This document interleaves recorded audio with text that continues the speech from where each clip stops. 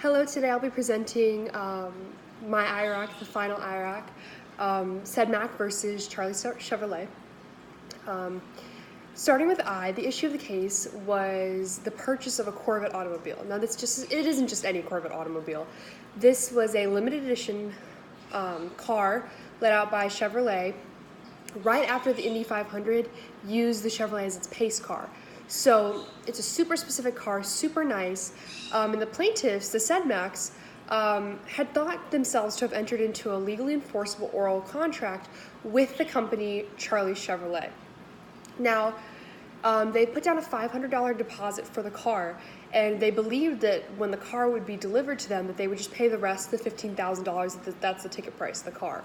But when the company came to drop off the car to them, or at least told them the car had arrived, they said that the $500 was now a deposit to bid on the car. So the $15,000 wouldn't be the purchase price. It would actually be the price that they would have to pay at least to get the car, but not more, or it would be more if they had to bid on it.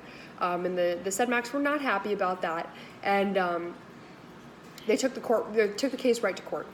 So for the R, which means review, we're looking at the law here. The law being reviewed by the court here is that of specific performance, because that's what the Sedmaks wanted. They didn't just want their money back. They didn't just want anything else. They wanted what they had asked for in the contract, which was the vehicle, because it's a very unique object. And then what constitutes an oral contract? An oral contract, that's another part of the law, and then the contradictions between the state statute of frauds and the UCC, which is the code companies go by if the contract that they set for themselves doesn't fulfill all of their questions, doesn't answer all their questions.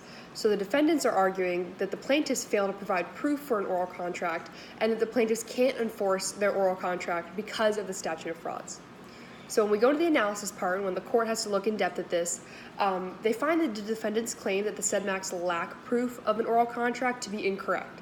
The court just flat out says no, that it existed, because the testimony of the Sedmaks had the least number of inconsistencies when compared to that of the defendant witness, which was Tom Kells, the sales manager of Charlie's Chevrolet.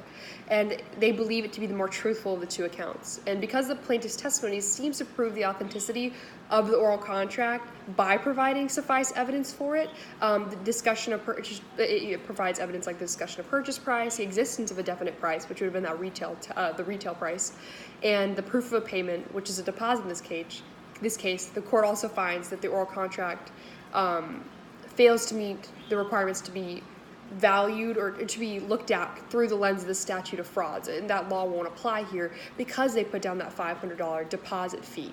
That puts this under the legislative overview of the UCC, and it brings a whole new question into the argument, which is if the partial payment indicates an agreement entered in by both parties.